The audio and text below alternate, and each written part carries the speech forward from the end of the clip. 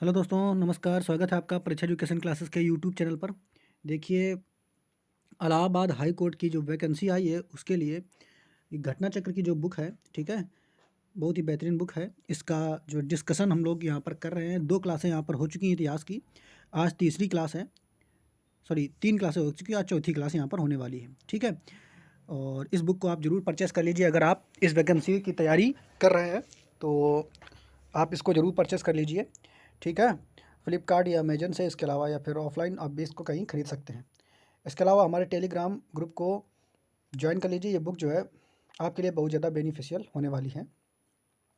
तो दोस्तों, इस बुक का डिस्कशन हम लोग देखेंगे और आज का जो हमारा टॉपिक यहाँ पे होने वाला है वो टॉपिक है हमारा मगध राज्य का उत्कर्ष, ठीक है। तो इससे पहले हम यहाँ पर जो है कई चीज़ें डिस्कस कर चुके हैं, जैन धर्म, बौद्ध धर्म वगैरह डिस्कशन यहाँ पर हो चुका है, शैव धर्म। और आज की वीडियो में हम लोग मगध का उत्कर्ष जो है, मगध राज्य का उत्कर्ष जो है, ये पढ़ने वाले हैं। तो शुरू करते हैं वीडियो को बगैर किसी चीज़ को यहाँ पे देखेंगे। सबसे पहला जो पॉइंट है, आधुनिक बिहार के पटना तथा गया जनपदों की भूमि पर स्थित मगध प्राचीन भारत का एक महत्वपूर्ण राज्य था। मगध का प्रथम राजवंश हर्यक वंश था, ठीक है। तो मगध का जो पहला राजवंश था उसका नाम था हर्यक। आगे देखेंगे नेक्स्ट पॉइंट। इस वंश का संस्थापक बिंबिसार था, जिसने गिरिब्रज या राजगृह को अपनी राजधानी बनाया था। बिंबिसार ने अपने राजवैद्य जीवक को अवंती नरेश चंडप्रगोत की चिकित्सा के लिए उनके राज्य में भेजा था। आगे नेक्स्ट पॉइंट है, बिंबिसार के पश्चात उसका पुत्र अजातशत्रु, जिसका नाम था, कुड़िक शासक बना। हर्यक वंश का अंतिम शासक जो था वो नागदशक था। आगे देखेंगे, नागदशक को उसके अमात्य, ठीक, शिशुनाग ने अपदस्थ कर शिशुनाग की शिशुनाग वंश की स्थापना की थी, ठीक है। तो यहाँ पर याद रखेंगे, हर्यक वंश का जो अंतिम शासक था वो था नागदशक, और नागदशक को मार करके शिशुनाग वंश जो है, शिशुनाग ने शिशुनाग वंश की स्थापना की थी। आगे देखेंगे नेक्स्ट पॉइंट, शिशुनाग वंश, नेक्स्ट पॉइंट, शिशुनाग वंश का अंतिम राजा नंदीवर्धन अथवा महानंदिन था, ठीक है। शिशुनाग वंश का अंतिम शासक कौन था? नंदीवर्धन अथवा महानंदिन था। नंद वंश का संस्थापक महापद्मनंद था। नंद वंश का अंतिम शासक घनानंद था, घनानंद, ठीक है। घनानंद सिकंदर का समकालीन था। घनानंद को पराजित कर चंद्रगुप्त मौर्य ने मौर्य साम्राज्य की स्थापना यहाँ पर की थी। आगे देखेंगे नेक्स्ट पॉइंट, यहाँ पर मौर्य साम्राज्य अब यहाँ पर हमें पढ़ना, जो कि आपके लिए बहुत ज़रूरी है, इसको आप देखना है। तो यहाँ लिखा हुआ है कि चाणक्य, ये कौटिल्य, इनका दूसरा नाम विष्णुगुप्त था, ने घनानंद को हराने में चंद्रगुप्त की सहायता की तथा चंद्रगुप्त का प्रधानमंत्री जो है ये बना था।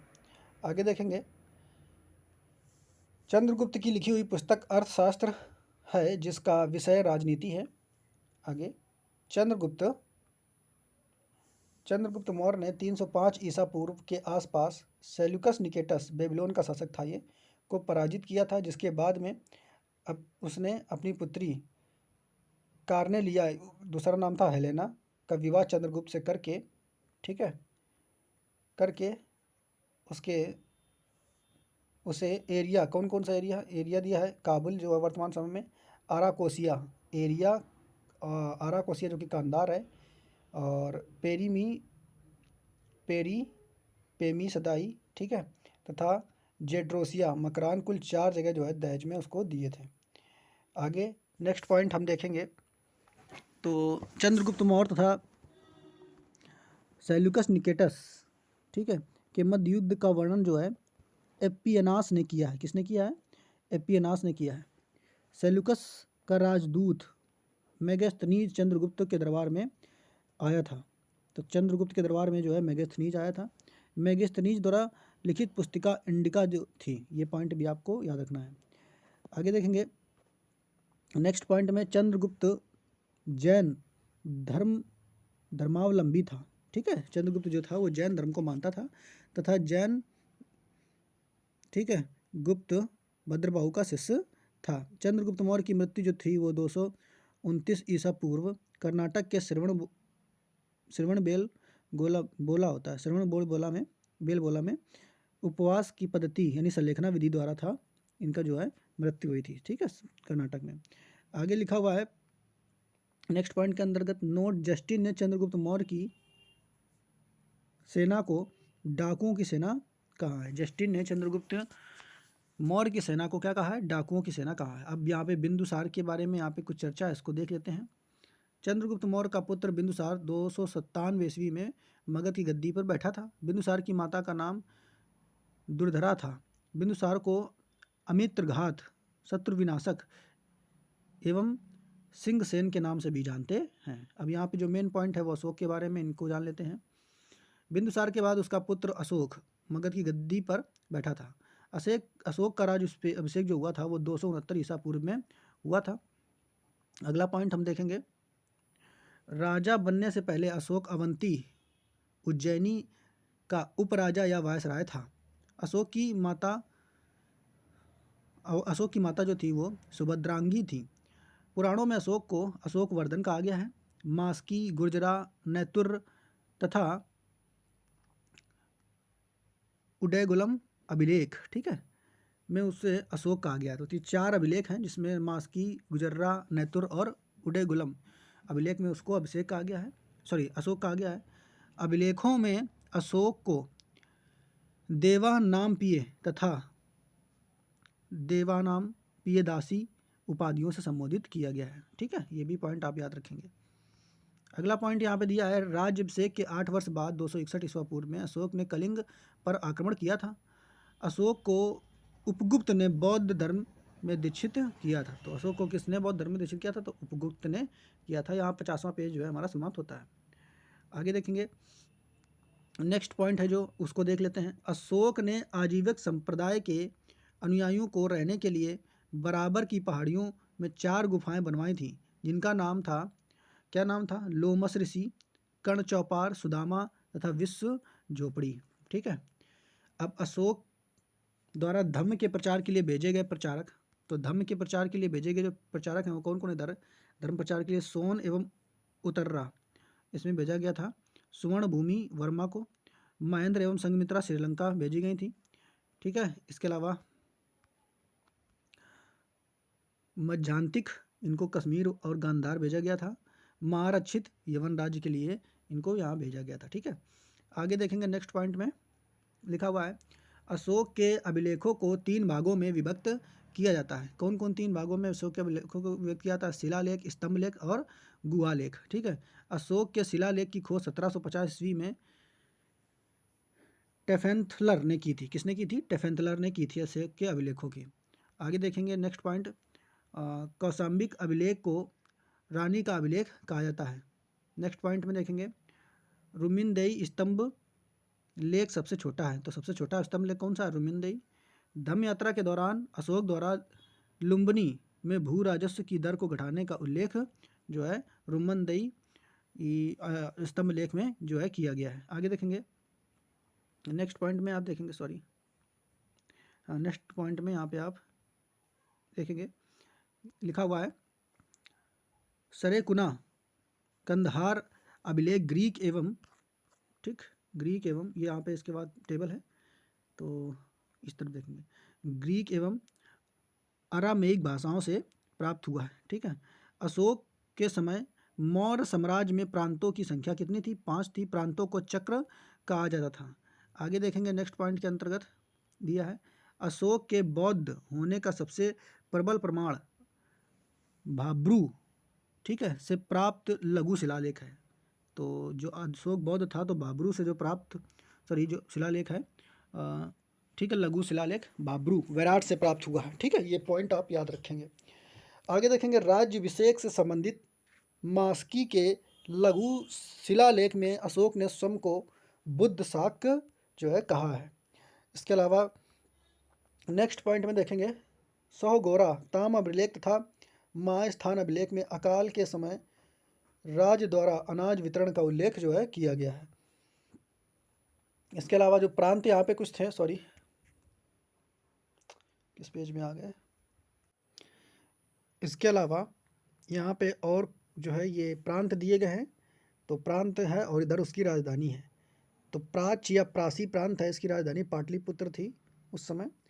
कलिंग की राजधानी जो थी वो तोसली थी। अवंती की राजधानी उज्जैनी थी। उदिच, इसके जो 5 प्रांत थे उसी की बात हो रही है। उदिच इसकी राजधानी तक्षशिला थी और दक्षिणापथ की राजधानी सुवर्णगिरी जो है यहाँ पे थी। आगे देखेंगे नेक्स्ट पॉइंट में, इसमें लिखा हुआ है कि मेगास्थनीज के अनुसार नगर का प्रशासन 6 समितियों में विभाजित था। प्रत्येक समिति में 5 सदस्य होते थे। एग्रोनोमोई मार्ग निर्माण अधिकारी था। अर्थशास्त्र में गुप्तचर को गुण पुरुष कहा गया है। भ्रमणशील गुप्तचरों को संचरा तथा एक जगह रहने वाले गुप्तचरों को संस्था कहा गया है। ठीक है, आगे इसमें और देखेंगे तो यहाँ पर ये टेबल बनी है, इसके आगे के पॉइंट्स जो है उनको क्लियर कर लेते हैं। क्या दिया है यहाँ पे, इसको देखेंगे। न्यायालय 2 प्रकार के थे, धर्मस्थयी तथा कंटक शोधक। तो फौजदारी और दीवानी वाली उसी तरीके से। सरकारी भूमि सीता कहलाती थी। बिना वर्षा के उपजाऊ भूमि जो है वो अदेव मात्रक कहलाती थी। राजकीय भूमि की व्यवस्था करने वाला प्रधान अधिकारी सीताध्यक्ष था। आगे देखेंगे नेक्स्ट पॉइंट सी में। नेक्स्ट पॉइंट में सी में देखेंगे तो राजूक युक्त प्रादेशिक धम्म महामात्र स्त्राध्यक्ष तथा ब्रज भूमिक मौर्य काल के प्रमुख प्रशासनिक अधिकारी या पदाधिकारी थे। शासन की सुविधा के लिए केंद्रीय प्रशासन अनेक भागों में बटा हुआ था जिसे तीर्थ कहा जाता था। ठीक है, और अर्थशास्त्र में 18 तीर्थ तथा 26 अध्यक्षों का उल्लेख जो है यहाँ मिलता है। इसके अलावा और पॉइंट अगर देखें यहाँ पे, मेगास्थनीज ने भारतीय समाज को 7 वर्णों में विभाजित किया। सबसे पहला सैनिक, फिर निरीक्षक, दार्शनिक, अहीर, किसान, कारीगर एवं सभासद। मौर्य वंश का अंतिम शासक बृहदर्थ था। बृहदर्थ की हत्या उसके सेनापति पुष्पसिंह मित्र ने 184 ईसा पूर्व में करके शुंग वंश की स्थापना की थी। तो शुंग वंश पढ़ने से पहले जो टेबल बनी हुई है अशोक के शिलालेखों की वो हम यहाँ पे देख लेते हैं। ठीक है, तो ये टेबल है, इसको आप देख लेंगे। इसमें क्या क्या है, पहला शिलालेख पशु बलि की निंदा। पहले शिलालेख में क्या बताया गया है, पशु बलि की निंदा की गई है। पहला पृथक शिलालेख, सभी मनुष्य मेरी संतान है, ये बात लिखी हुई है। दूसरा शिलालेख मनुष्य एवं पशु दोनों की चिकित्सा व्यवस्था तथा सीमांत राज्यों जैसे कि सीमांत राज्य जैसे कौन की चोल, पांड, सत्तीपुत्र, केरल पुत्र, ठीक है, तथा सिलोन का उल्लेख जो है दूसरे शिलालेख में किया गया है। इसके अलावा और देखें तीसरा शिलालेख में क्या बताया गया है, तो तीसरा शिलालेख में देख लेते हैं। तीसरा शिलालेख राजकीय अधिकारियों युक्त रज्जुक एवं प्रादेशिक को हर 5वें वर्ष दौरे पर जाने का आदेश। चौथा शिलालेख भेरी घोष की जगह धम्म घोष की घोषणा। 5वां शिलालेख में धम्म महापात्रों की नियुक्ति के विषय में जानकारी दी गई है। 6ठा शिलालेख में प्रजा के कार्य के लिए मुझे हर जगह सूचना दे सकते हैं। 7वें शिलालेख में बताया गया आत्मनिर्भर नियंत्रण तथा मस्तिष्क की शुद्धता का उपदेश यहाँ पे दिया गया है। 8वें शिलालेख में अशोक की तीर्थ यात्राओं का उल्लेख किया गया है। 9वां शिलालेख में सच्ची भेंट एवं सच्चे शिष्टाचार का उल्लेख जो है यहाँ पे मिलता है। इसके अलावा 10वां शिलालेख की बात करेंगे। ठीक है, तो 10वां शिलालेख में धम्म के पालन का उपदेश यहाँ पे दिया गया है। 11वां शिलालेख में धम्म की व्याख्या की गई है। 12वां शिलालेख में धार्मिक सहिष्णुता की नीति का उल्लेख किया गया है। 13वां शिलालेख में जो है कलिंग युद्ध का वर्णन मिलता है आपको, और ये पॉइंट आपको बिल्कुल याद रखना है। ठीक, कलिंग युद्ध का वर्णन जो है किस शिलालेख में मिलता है। तो यहाँ से आपका जो है अशोक जो है समाप्त होता है, और यहाँ से फिर इसके बाद शुंग वंश हम लोग देखेंगे। ठीक है, तो शुंग वंश हम लोग देखेंगे यहाँ पर, तो इसमें ज़्यादा आपको नहीं पढ़ना है, बस देख लेना थोड़ा थोड़ा। शुंग वंश का संस्थापक पुष्पसिंह मित्र था। इसने 2 अश्वमेध यज्ञ किया था तथा पतंजलि इसके पुरोहित थे। आगे देखेंगे भरूत स्तूप का पुनरुद्धारण पुष्पसिंह मित्र ने करवाया था। पुष्पसिंह मित्र की मृत्यु के बाद उसका पुत्र जो है अग्निमित्र शुंग वंश का शासक बना था। फिर उसके बाद ये वंश समाप्त हो जाता है और फिर अगला वंश जो आता है वो है कर्ण वंश। ठीक है, शुंग वंश का अंतिम शासक देवभूति था, जिसकी हत्या करके 75 ईसा पूर्व में वासुदेव ने कर्ण वंश की स्थापना की थी। तो शुंग वंश का अंतिम शासक जो था देवभूति था। इसके बाद जो अगला वंश है वो है सातवाहन वंश।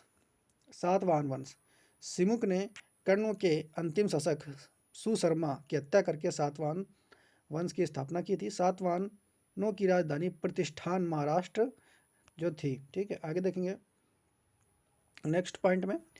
इस वंश के महत्वपूर्ण शासकों में सिमुक, सतकर्णी प्रथम, गौतमी पुत्र सातकर्णी, वरिष्ठी पुत्र पुलुमावी तथा यज्ञ श्री सतकर्णी थे। आगे देखेंगे नेक्स्ट पॉइंट। हाँ, नेक्स्ट पॉइंट में अगर आप देखोगे तो लिखा पश्चिम का स्वामी गौतमी पुत्र सतकर्णी को कहा जाता है। ठीक है, उसने 2 अश्वमेध यज्ञ जो कराए थे, साथ ही साथ एक राजसूर यज्ञ कराया था। सातवाहन शासकों ने चांदी, तांबा, सीसा तथा पोटीन की मुद्राओं का प्रचलन जो है किया था। आगे देखेंगे नेक्स्ट पॉइंट के अंतर्गत, नेक्स्ट पेज पर चलते हैं। तो यहाँ पर एक टेबल बनी हुई है और इस टेबल में जो दिया है उसको आपको देख लेना है सरसनी इधर से। तो दिया अर्थशास्त्र में वर्णिक प्रमुख तीर्थ और उनके अध्यक्ष। तो तीर्थ इधर दिए हैं पुरोहित। पुरोहित जो है उसका जो प्रमुख है वो क्या, धर्म। पुरोहित का काम क्या था, धर्म और दान विभाग जो है पुरोहित के हाथ में होता था। युवराज जो है राजपुत्र को कहते थे, राजा के पुत्र को। सेनापति सैन्य विभाग का प्रधान होता था। समाहर्ता जो है आय का संग्रह करता होता था। समाहर्ता क्या करता था, आय का संग्रह करता। सन्निधाता राजकीय कोष का अध्यक्ष होता था। लक्षणाध्यक्ष जो है मुद्रा जारी करता था। इसके अलावा लक्षणाध्यक्ष के बाद अगला पॉइंट में अकाराध्यक्ष खानों का अध्यक्ष होता था। प्रदेष्टा जो है फौजदारी न्यायालय का न्यायाधीश यानी कमिश्नर होता था। पंड्याध्यक्ष जो है वाणिज्य विभाग का अध्यक्ष होता था। सीता अध्यक्ष जो राजकीय कृषि विभाग का अध्यक्ष होता था। व्यवहारिक धर्म स्थायी न्यायालय का न्यायाधीश होता था। कर्मांतिक जो है उद्योग एवं कारखानों का अध्यक्ष होता था। दंडपाल पुलिस अधिकारी को कहते थे। विविधताध्यक्ष जो है चारगाह प्रमुख होता था। अंतपाल सीमावर्ती दुर्गों का रक्षक होता था। सूनाध्यक्ष जो है बुचड़ खानों का प्रमुख होता था। और गणिकाध्यक्ष वेश्याओं का प्रमुख होता था। ठीक है, इसके बाद इसमें आगे हम लोग चलते हैं पेज पे। नेक्स्ट पॉइंट में सातवाहन के बारे में और कुछ प्रमुख बातें जो हैं वो देख लेते हैं। यहाँ पर दिया है सातवाहन शासकों ने सर्वप्रथम शीशे के सिक्के जो है चलाए थे। ब्राह्मणों को भूमि दान करने की प्रथा सातवाहन वंशों ने ही प्रारंभ की थी। सातवाहन शासकों को दक्षिणापथ का स्वामी कहा जाता था। गाथा सप्तशती के रचयिता हाल तथा बृहत कथा के रचयिता गुणाढ़ सातवाहन काल के साहित्यकार जो है थे। आगे देखेंगे भारत में विदेशी आक्रमण के अंतर्गत देखेंगे। ठीक है, तो भारत में विदेशी आक्रमण के अंतर्गत देखेंगे आप लोग हिंदू, यूनानी, इंडो ग्रीक, शक, पहलव और कुषाणों ने क्रमशः भारत पर आक्रमण जो है किया था। भारत पर सर्वप्रथम डेमेट्रियस ने आक्रमण किया था। इसने साकल को अपनी राजधानी बनाया था। तो भारत में सर्वप्रथम जो है डेमेट्रियस ने आक्रमण किया था और साकल को इसने अपनी राजधानी बनाया था। आगे देखेंगे हिंदू यूनानी शासकों में सबसे प्रसिद्ध मिनांडर था। मिनांडर की राजधानी साकल सियालकोट थी। मिनांडर को नागसेन ने बौद्ध धर्म में दीक्षित किया था। मिलिंद के प्रश्न में मिनांडर एवं नागसेन के प्रश्नोत्तर का वर्णन जो है वो मिलता है। आगे देखेंगे नेक्स्ट पॉइंट में सर्वप्रथम हिंदू यूनानी शासकों ने ही भारत में लेख वाले सिक्के तथा सोने के सिक्के जारी किए थे। आगे देखेंगे हेलेनिस्टिक कला का संबंध हिंद यूनानी सैनिकों से है। भारत में गंधार कला इसका सर्वोत्तम जो है उदाहरण है। आगे देखेंगे नेक्स्ट पॉइंट। अब यहाँ से देखेंगे शक के बारे में आपको बताया जाएगा। ये भी विदेशी आक्रमण ही थे। तो शक के बारे में यहाँ पे आपको बताया जाएगा। यूनानियों के पश्चात शक भारत आए। शक मूलतः मध्य एशिया से आए थे। शक 5 शाखाओं में विभक्त थे। उज्जैन के शासक ने शकों को पराजित करके विक्रमादित्य की उपाधि धारण की। 57 ईसा पूर्व में विक्रम संवत जो है चलाया गया था। आगे भारत में शकों का सबसे प्रतापी शासक रुद्रदामन था। रुद्रदामन ने विशुद्ध संस्कृत भाषा का सबसे पहला अभिलेख जूनागढ़ गिरिनार में जारी जो है किया था। आगे देखेंगे नेक्स्ट पॉइंट में शकों ने प्रशासन की छत्र प्रणाली अपनाई। इसके बाद हिंद्र पार्थिवन या पहलव, ठीक है। शकों के बाद पश्चिमोत्तर भारत में इनका आधिपत्य स्थापित हुआ था। पहला वंश का सर्वाधिक शक्तिशाली शासक गोंडोफार्निस था। गोंडोफार्निस के शासन काल में सेंट थॉमस ईसाई धर्म का प्रचार करने के लिए भारत आया था। इसके बाद आएगा कुषाण वंश के बारे में थोड़ा बहुत आप देख लेंगे कुछ पॉइंट। पहलवों अर्थात पार्थियाइयों के पश्चात कुषाण भारत आए। कुषाण चीन की यूची जाति की एक शाखा थे। आगे देखेंगे कुषाण वंश की स्थापना कुजुल कडफिसेस ने किया था, ठीक है। कुषाण वंश की स्थापना किसने की था?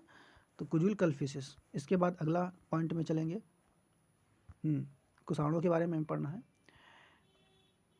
यहाँ पे नेक्स्ट पॉइंट, ठीक है। तो इधर देखेंगे दिया है कुषाण शासकों में विमक डिफिसेस ने सर्वप्रथम सोने के सिक्के जारी किए थे। विमक डिफिसेस ने महेश्वर की उपाधि धारण की थी। उसके सिक्कों पर शिव, नंदी तथा त्रिशूल की आकृति जो है मिलती थी। इस वंश का सबसे प्रतापी शासक कनिष्क था। कनिष्क की प्रथम राजधानी पुरुषपुर, पेशावर तथा दूसरी राजधानी मथुरा थी, ठीक है। आगे देखेंगे कनिष्क, नेक्स्ट पॉइंट, कनिष्क ने संभवतः गद्दी पर बैठते समय 78 ईस्वी में शक संवत चलाया। ये बौद्ध धर्म के महायान संप्रदाय का अनुयायी जो है था। आगे देखेंगे कनिष्क का राज वैद चरक था। ये बहुत महत्वपूर्ण पॉइंट है, आपको इसको याद रखेंगे। चरक संहिता चरक की प्रमुख रचना है। बौद्ध धर्म का विश्वकोश महाविभास सूत्र को कहा जाता है। इसके रचनाकार वसुमित्र जो थे। आगे देखेंगे नेक्स्ट पॉइंट में अश्वघोष कनिष्क का राजकवि था, जिसने बुद्धचरित, सौंदरानंद, सारीपुत्र प्रकरण, सूत्रालंकार की रचना जो है की थी। आगे नेक्स्ट पॉइंट में आप लोग देखेंगे क्या दिया है। कनिष्क के दरबार में आचार्य नागार्जुन, पार्श्व व वसुमित्र आदि भी रहते थे। नागार्जुन ने प्रज्ञापारमित्रा सूत्र की रचना जो है की थी। प्रज्ञापारमित्रा सूत्र की रचना की थी। कुषाण शासकों ने सर्वाधिक शुद्ध स्वर्ण के सिक्के जो है चलाए थे। कुषाण शासकों की उपाधि महाराज, राजाधिराज और देवपुत्र जो है वो थी यहाँ पे। अब यहाँ से शुरू होगा गुप्त साम्राज्य, ठीक है। तो गुप्त वंश का संस्थापक जो है श्री गुप्त थे। पाटलिपुत्र गुप्त साम्राज्य की राजधानी हुआ करती थी। आगे देखेंगे नेक्स्ट पॉइंट के अंतर्गत इस वंश का महान शासक चंद्रगुप्त प्रथम लगभग 319 से लेकर के 335 ईस्वी तक था। आगे देखेंगे इसने सर्वप्रथम महाराजाधिराज, ठीक है, की उपाधि जो है धारण की थी तथा लिच्छवी वंश की राजकुमारी तो कुमार देवी से जो है विवाह किया था, ठीक है। तो ये वाला पॉइंट आप याद रखेंगे, ठीक। चंद्रगुप्त जो है इस वंश का महान शासक था और इसने महाराजाधिराज की उपाधि धारण की थी। और ये बहुत महत्वपूर्ण क्वेश्चन है, एग्जाम में कई बार आ चुका है। लिच्छवी वंश की राजकुमारी कुमार देवी से जो है विवाह चंद्रगुप्त ने किया था। आगे देखेंगे नेक्स्ट पॉइंट। चंद्रगुप्त प्रथम ने 319 ईस्वी में गुप्त संवत का प्रारंभ किया था। इसके पश्चात चंद्रगुप्त वंश का शासक बना चंद्रगुप्त के बाद कौन बना था? समुद्रगुप्त। तो समुद्रगुप्त जो है वंश का शासक बना था, जिसको भारत का नेपोलियन जो है कहा जाता है। ये पॉइंट भी आपको याद रखेंगे, समुद्रगुप्त को भारत का नेपोलियन कहते हैं। आगे देखेंगे इसने आर्यावर्त के 9 शासकों तथा दक्षिणापथ के 12 शासकों को पराजित किया था। समुद्रगुप्त को कविराज की उपाधि प्रदान की गई है। आगे देखेंगे नेक्स्ट पेज पर हम लोग चलते हैं। तो हमारा नया पेज ये है, इसमें समुद्रगुप्त के बारे में और कुछ जानते हैं, ठीक है, गुप्त साम्राज्य के बारे में। तो समुद्रगुप्त के संधि विग्राहक विदेश मंत्री तथा राजकवि हरिसेन ने प्रयाग प्रशस्ति की जो है रचना यहाँ पर की है। आगे देखेंगे नेक्स्ट पॉइंट के अंतर्गत समुद्रगुप्त का उत्तराधिकारी चंद्रगुप्त द्वितीय 375 ईस्वी में गद्दी पर बैठा था। चंद्रगुप्त द्वितीय के काल में फायान नामक चीनी यात्री जो है भारत आया था, ये पॉइंट याद रखना है। शकों को पराजित करके इसने विक्रमादित्य की उपाधि धारण की और चांदी का सिक्का जो है इसने चलवाए थे। आगे देखेंगे चंद्रगुप्त द्वितीय, नेक्स्ट पॉइंट में चंद्रगुप्त द्वितीय का उत्तराधिकारी कुमार गुप्त प्रथम था। कुमार गुप्त ने नालंदा विश्वविद्यालय की स्थापना कराई थी। कुमार गुप्त प्रथम का उत्तराधिकारी स्कंद गुप्त 455 से 467 ईस्वी के बीच में जो है बैठा हुआ था। स्कंद गुप्त के समय हुणों का आक्रमण जो है हुआ था। तो स्कंद गुप्त के समय जो है हुणों का आक्रमण हुआ था। इसने गिरनार स्थित सुदर्शन झील का पुनरुद्धार जो है कराया था। विष्णुगुप्त गुप्त वंश का अंतिम शासक था। विष्णुगुप्त गुप्त वंश का जो है अंतिम शासक था। गुप्त साम्राज्य अनेक प्रांतों में विभाजित था। प्रांत को देश, अवनी अथवा भुक्ति जो है कहते थे। आगे देखेंगे नेक्स्ट पॉइंट में चलेंगे। भुक्ति के शासक को ऊपरी कहते थे। सीमांत प्रदेशों के शासक गोप्ता कहलाते थे। भुक्ति विषय में बटे हुए थे जिनके प्रमुख विषयपति होते थे। आगे देखेंगे नेक्स्ट पॉइंट के अंतर्गत दंडपाशिक पुलिस विभाग का प्रमुख होता था। प्रशासन की सबसे छोटी इकाई ग्राम होती थी। ग्राम समूह को क्या कहा जाता था? पेठ कहा जाता था।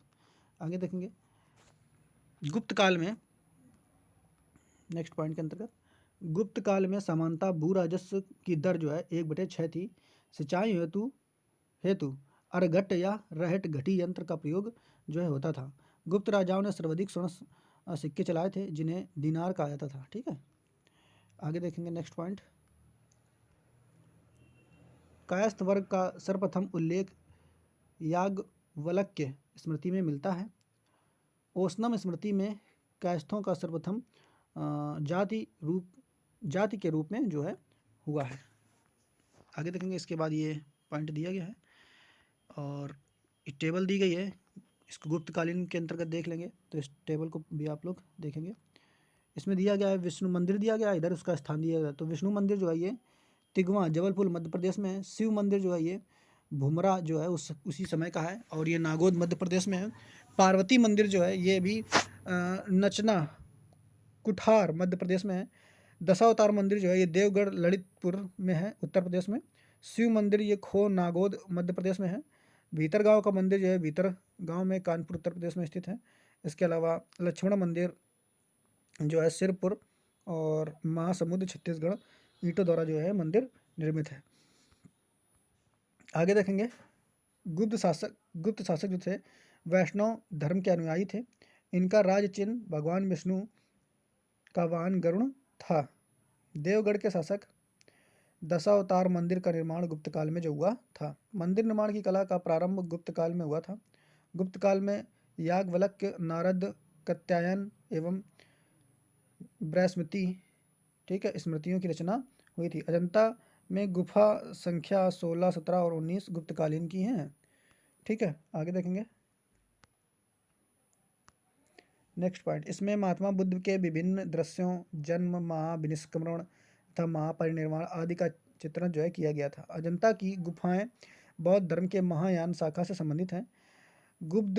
चंद्रगुप्त द्वितीय के दरबार में महाकवि कालिदास एवं प्रसिद्ध आयुर्वेद चिकित्सक धन्वंतरी जो है निवास करते थे।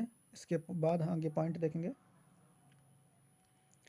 इसके बाद है आर्यभट्ट महान गणितज्ञ थे। इन्होंने आर्यभट्टियम तथा सूर्य सिद्धांत नामक ग्रंथ लिखे थे। गुप्त काल को भारत के इतिहास का स्वर्ण काल कहा जाता है। नोट, आर्यभट्ट ने सर्वप्रथम बताया था कि पृथ्वी सूर्य की परिक्रमा जो है करती है। तो यहाँ तक हमारा गुप्त साम्राज्य समाप्त होता है। इसके बाद आएगा वाकाटक राजवंश। ठीक है,